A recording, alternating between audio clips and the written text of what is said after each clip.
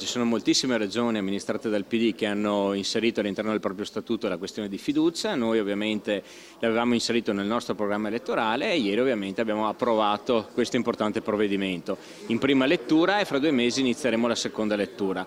Dopo un lungo e acceso confronto, le minoranze in Consiglio regionale hanno ritirato i loro emendamenti alla proposta di introdurre la fiducia nello Statuto del Veneto e hanno deciso di non partecipare al voto, che si è chiuso quindi con 26 favorevoli e 3 astenuti.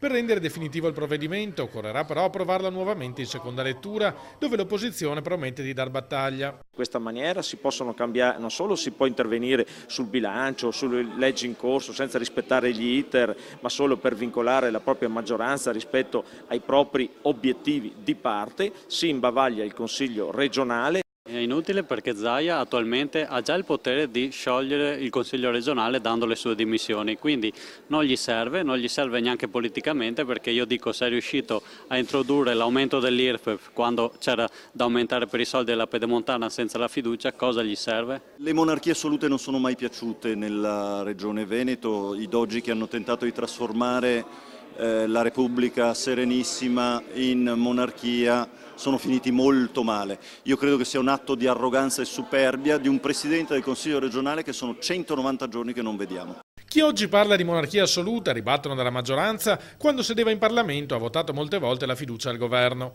Si tratta di uno strumento tutt'altro che inutile, come fatti anche recenti hanno dimostrato. Un provvedimento che noi riteniamo fondamentale per poter governare bene questa regione, ma soprattutto per evitare il continuo ostruzionismo da parte delle opposizioni che, ricordo, l'anno scorso col progetto di legge sulla sanità ci hanno tenuti incollati in aula per oltre 6 mesi con ovviamente un ingente spreco di risorse e di denaro pubblico.